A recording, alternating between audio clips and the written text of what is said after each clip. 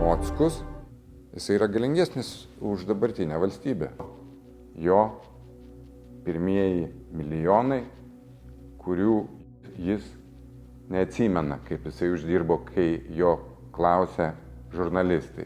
Pas juos yra vienintelis tikslas pinigai ir jie įsivaizduoja, kad pinigų pagalba jie gali padaryti bele ką.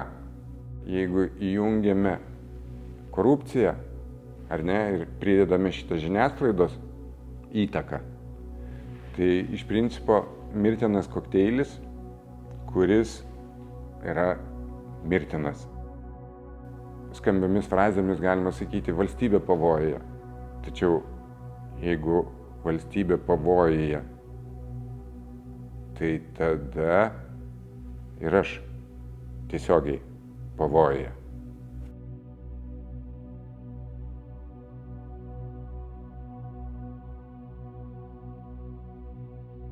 Šiuose įrašuose minima vadinamoji MG Baltic byla, tai rezonansinė politinės korupcijos byla, kurioje už mėginimą papirkti politikus tarp nuteistųjų atsidūrė buvęs koncerno MG Baltic, dabar MG grupė, viceprezidentas Raimondas Kurlianskis. Jam skirta 6 metų laisvės atėmimo bausmė. Koncernui skirta 1 100 000 eurų bauda. O koncerno vienintelis akcininkas Darius Mockus nebuvo patrauktas baudžiamojon atsakomybėn. Kažkaip taip susijęs su tam Mockum buvęs, aš tiesiog jaučiu tą visuomenės susidomėjimą, nes visi manęs klausia, tai kaipgi dabar tas Mockus, tai kaipgi čia bus. Net tiesiog absurdiškai paradoksali situacija. Visi, kas pažįsta tą Mockų, tą Kurlianskį ir žino tą MG Baltic ir kaip nors yra susidūrę su tuo, tai žino, kad 30 metų jie kartu ir Kurlianskis yra neatskiriama Mockaus dešinioji ranka. Byla vyksta, daug tų žmonių patrauktų atsakomybėn, o Mockus nepatrauktas jokion atsakomybėn. Tai va čia įdomiausia dalis ir yra. Naudos gavėjas nuo tų nusikaltimų, apie kuriuos eina kalba byloje, tai kad ir tas pats kyšis, tai jisai buvo duotas Mockaus interesais. Iš čia kyla klausimas, ogi kodėl? Kaip taip gali būti? Ir tas klausimas lieka neatsakytas. Laisvės televizija darė tą vadinamą dokumentinį tyrimą. Tai dokumentinis tyrimas, tai reiškia, yra surenkama medžiaga, kuri yra pasirodžiusi spaudoje ir sudedama į vieną vietą. Tai ko dokumentinėme tyrime trūksta, tai iš principo analitinio vertinimo, ką dabar aš bandau padaryti, matyti visumą, tada bandai visumoje matyti atsikartojančias detalės, tada atsižvelgdamas į asmenybės charakterizuojančias savybės, tu gali nubrėžti principai jų veiklos algoritmą ir daryti, apibendrinančias išvadas, kurios veda link to, kad tada tampa viskas aišku.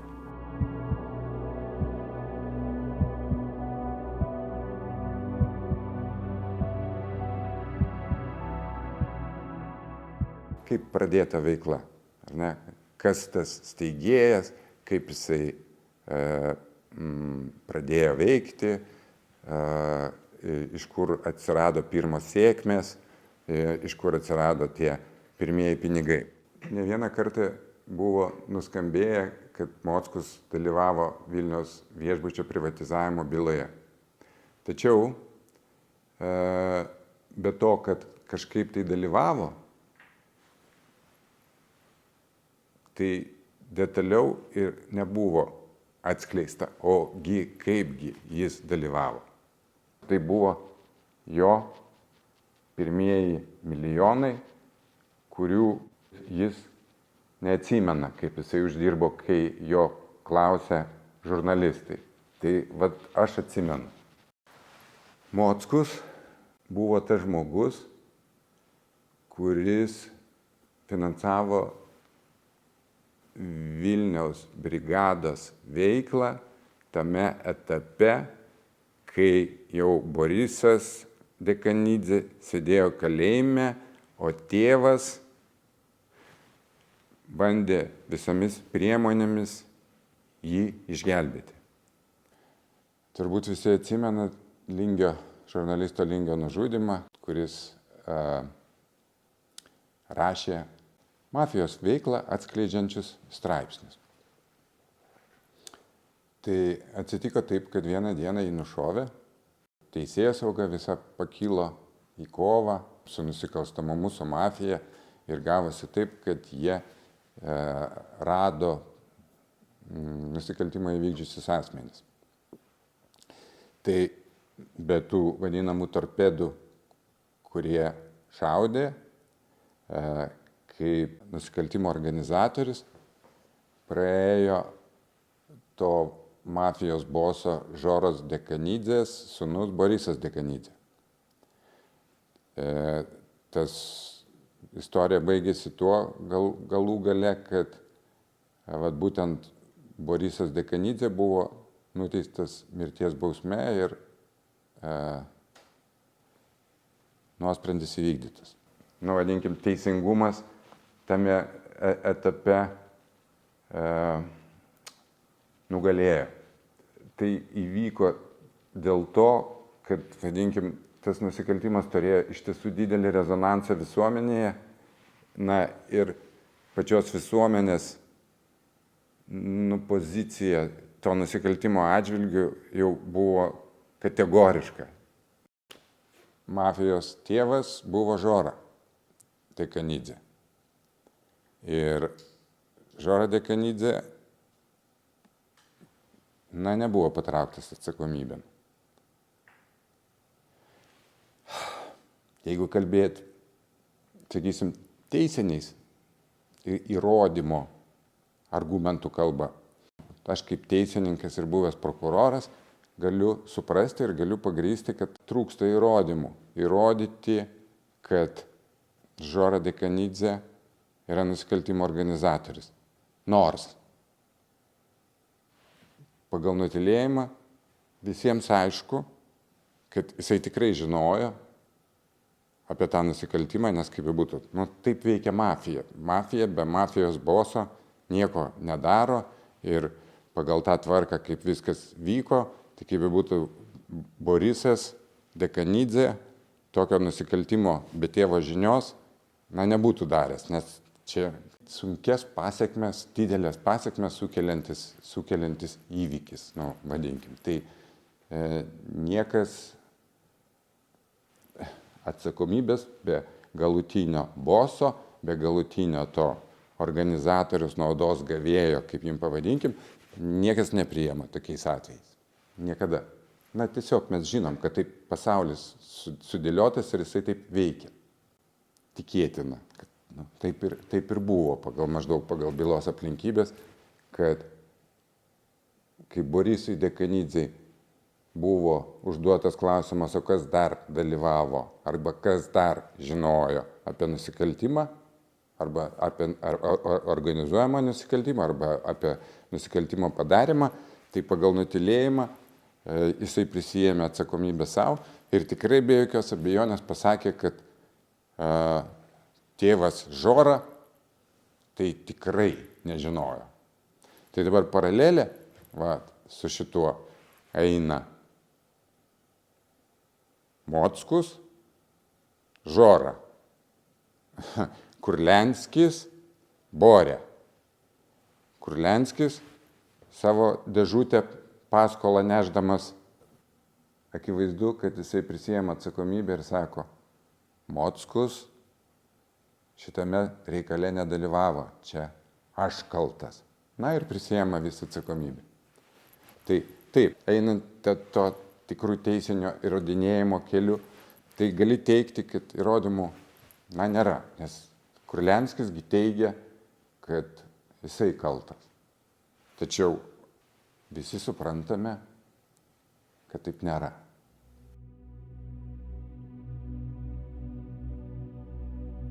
Jeigu mafijos bosas paliekamas laisvėje, teisėsauga pralaimi.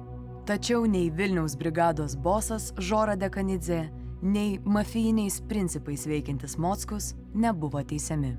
Kas stabdė kardomųjų priemonių taikymą šiems asmenims, kurių dalyvavimas organizuojant nusikaltimus akivaizdus?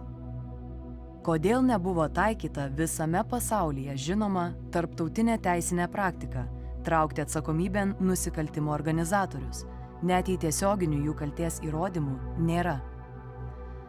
Kol šie esminiai klausimai lieka neatsakyti, galima daryti prielaidą, kad rezonansinių bylų tyrimai buvo paveikti korupcijos. Tos abi istorijos ryšasi ne tik tai simboliniam lygmenį, simboliniam, kad lik paraleliai mes tai paėmėm ir nupiešėm dabar Vilniaus brigada ir dabar šitas MG Group, abi nusikalstamos organizacijos ir pagal savo kilmę ir veiklos metodus labai panašios. Ir per tai, ką aš, mačiau, nes buvau netoliese tuo metu, kadangi buvau Mockaus kito verslo partneris, tai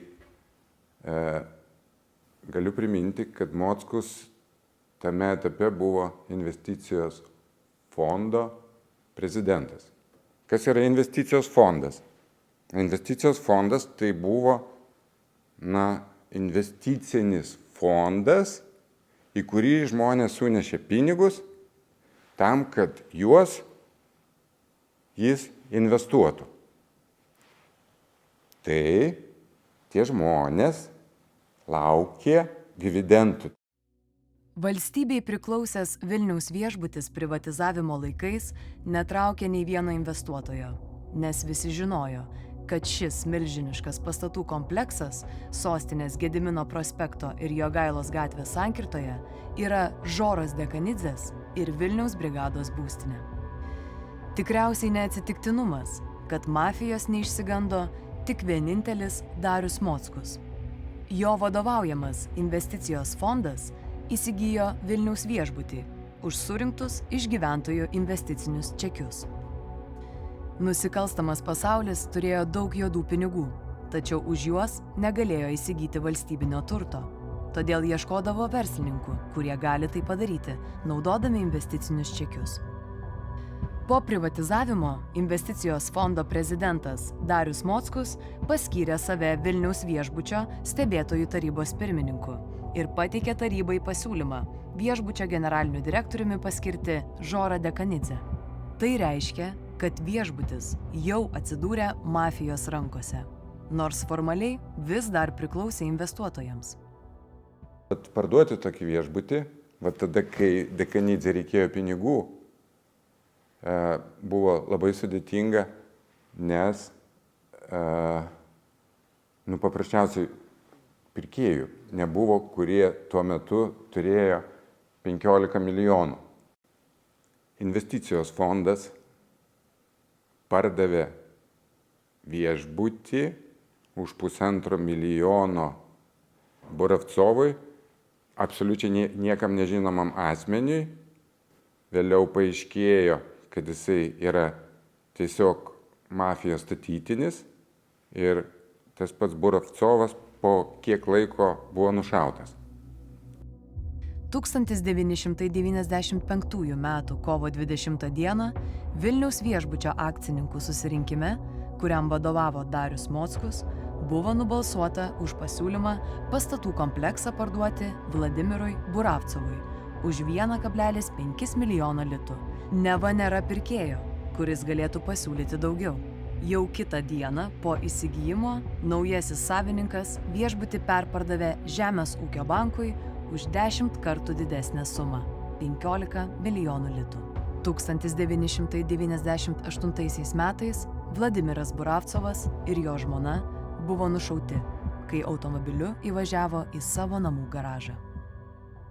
Tie Burovcovo paimti iš banko pinigai atsidūrė Vilniaus viešbutyje. Jų pasiimti atėjo 5 vyrai, kurios siuntė Mockus. Vienas iš jų buvo Kurlianskis. Tie pinigai buvo maišuose, normaliuose bulvinėse maišuose. Bet tokiu būdu pasidalino, kiek ten tų milijonų pasiėmė Dekanidze, kiekgi jisai ten atidavė Mockui. Vat čia klausimas, bet kažkur tai per pusę.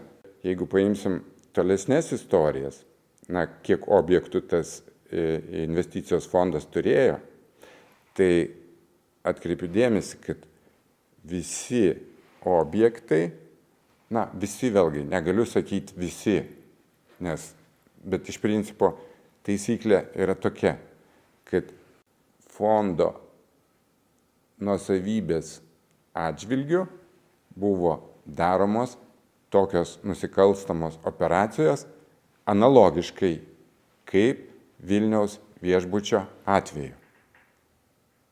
Tai reiškia, į fondą, pardavus fondui priklausančią nuosavybę, į fondą įplaukdavo mizerinės, taip vadinamos, sumos realiai, o didžiasias sumas pasiėmė Mockus.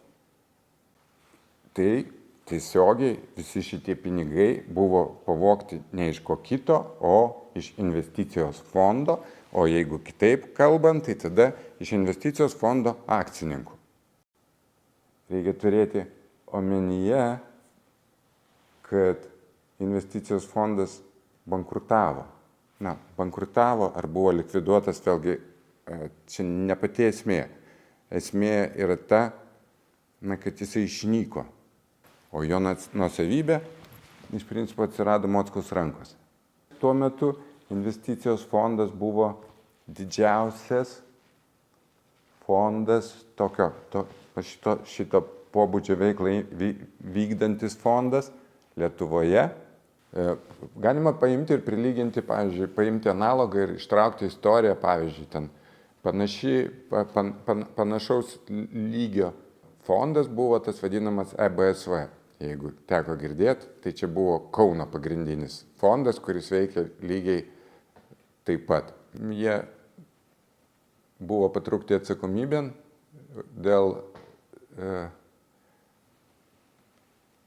pažeidimų susijusių su fondo veikla ir nuteisti. Mockus? Ne. Batsiuvys daro batus, logistinė kompanija veža krovinius, tada, jeigu taip jau plačiau, o, vadinkim, nusikalstama organizacija daro nusikaltimus. Jau pagal tą mastą, kuri yra pasiekiusi tą nusikalstamą grupę, tai nieko jai negali padaryti.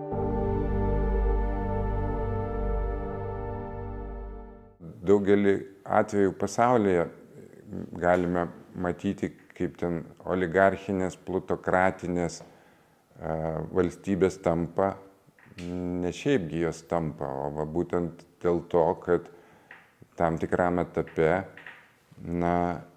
valstybė nesugeba susitvarkyti, vadinkim, su mafijinėmis struktūromis ir su pagrindė su korupcija.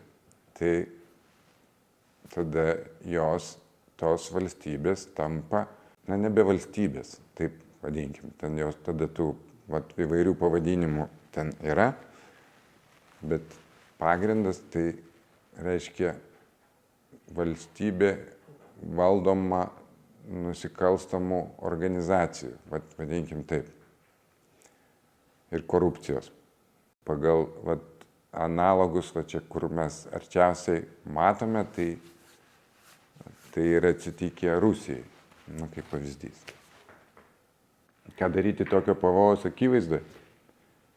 Tai va tas ir yra, kad iš principo viešumas, atvirumas, skaidrumas yra vienintelis būdas kovoti su tuo. Nes tai tada, kai aš žinau, čia sėdi nusikaltėlis, tai tada aš galiu apsisaugoti.